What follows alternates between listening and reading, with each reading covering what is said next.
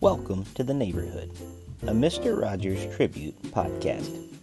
I'm your host, Rick Lee James of rickleejames.com, and I run the Mr. Rogers Quotes Twitter account found at Mr. Rogers Say. As we again walk into this podcast neighborhood, we want you to know that no matter where you are from, you are welcome here. I'm glad to be your neighbor. Every daughter, every son, every tribe, and every tongue, in the spirit of Fred Rogers and the life of welcome that he lived, welcome to the neighborhood. This week on Welcome to the Neighborhood, I want to focus in on one of the books that Fred Rogers wrote. It's actually a book called Making Friends.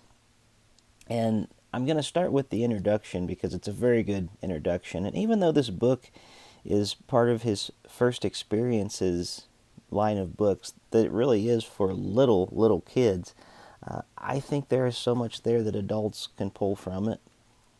I really wish that people would give Fred Rogers' words a bit more time in their lives as adults, because what he says, even though he is speaking to children, it's universal.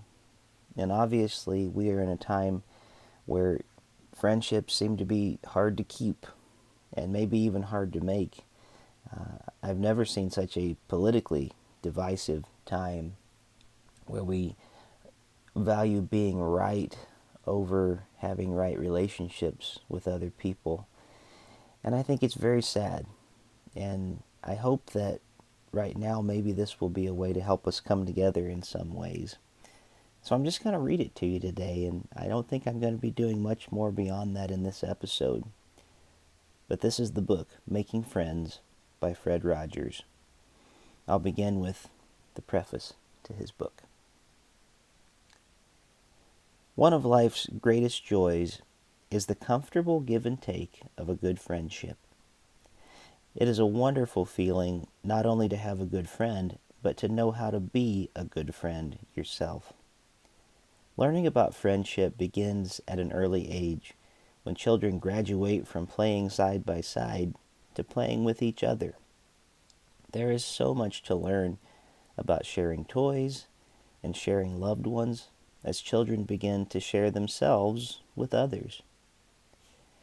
It can be disheartening for a parent to watch a toddler fighting over a toy or jostling for first place in line. Nonetheless, learning to share and learning to compromise are enormous challenges for the young child whose view of the world is still largely self-centered. Our adult patience and realistic expectations can be as helpful to the child as knowing when we ought to step in and mediate a dispute. A good friend of mine once remarked that character is caught, not taught. I think that is also true of empathy and tolerance and the other things that have to do with being a good friend. They're all caught, not taught. We can provide our children with opportunities for play with their peers. We can offer them suggestions for compromise, and we can intervene when necessary. But our greatest gift may be the examples we set in our own friendships. It is from us, I believe, that our children are likely to learn best. Fred Rogers. And now, here's the book, Making Friends by Fred Rogers. When people like each other and like to do things together, they're friends. Can you think of someone who's your friend? That friend might be a boy or a girl your own age, or someone older or younger. You might be friends with someone in your neighborhood or at school. There are times when friends like to do the same things, and other times when they don't. It isn't always easy for friends to decide what they want to do when they're together. When you're playing by yourself, you can do things your own way. You have your own toys, and you can have your own ideas about how to play with them.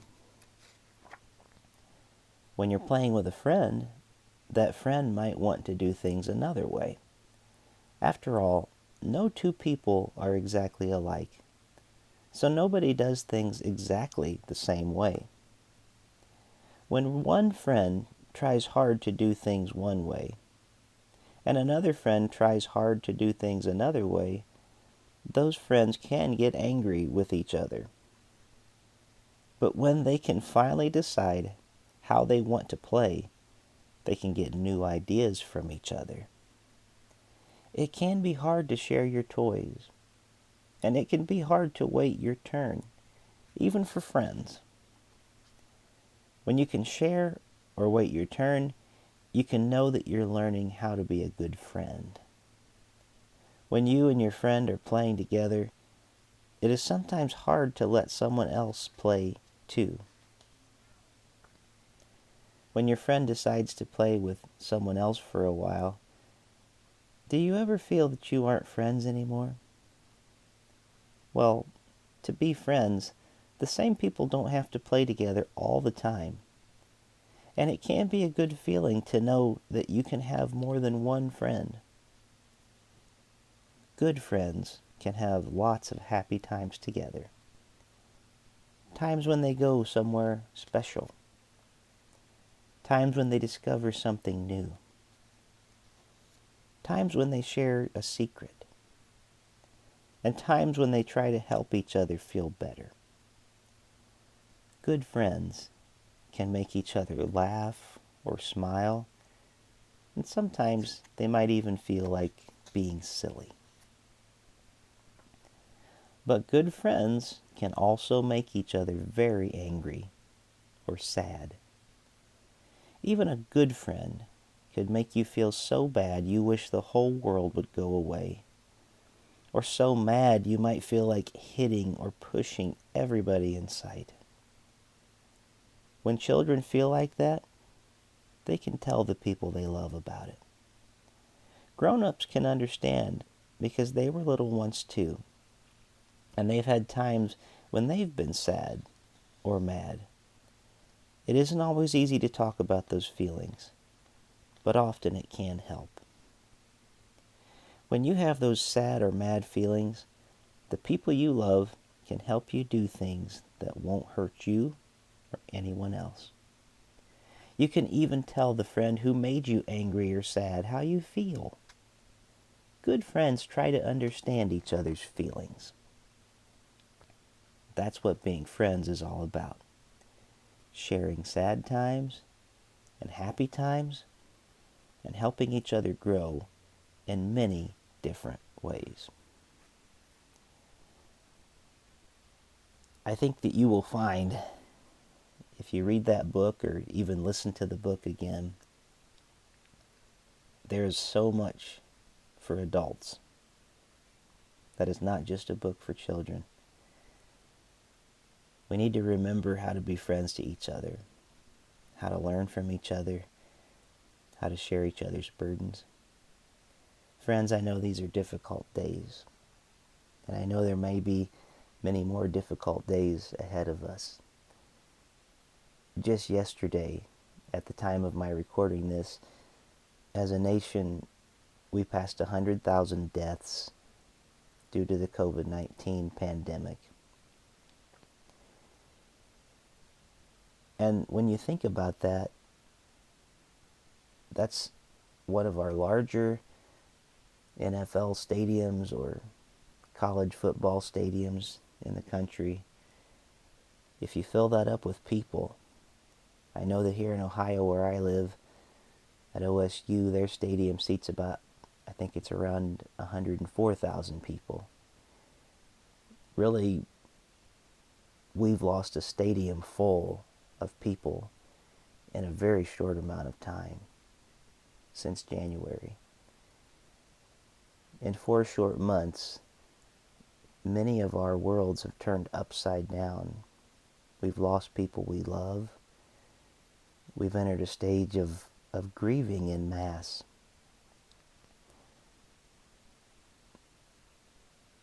It's important that we be friends to each other right now. It's important that we're patient with each other. It's important that we listen to each other. It's important that we find out not how we can serve ourselves, but how we can serve those around us, and how we can grieve together.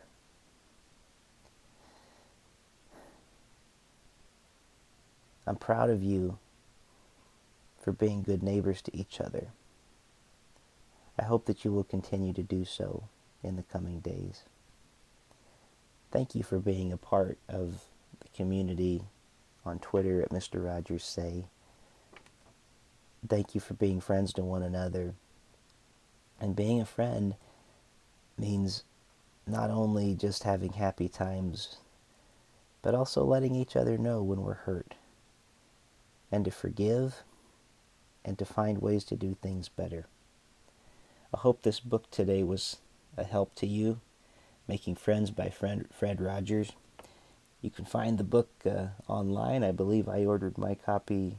I can't remember where I ordered it from right now. It might have been Barnes & Noble or somewhere like that, but even though it's a book that's been out for many years, they still apparently are in print. So if you're interested to find a copy for yourself, you can do that. I'll even try to put maybe a link on my website if it makes it easier for you at welcomeneighbor.podbean.com.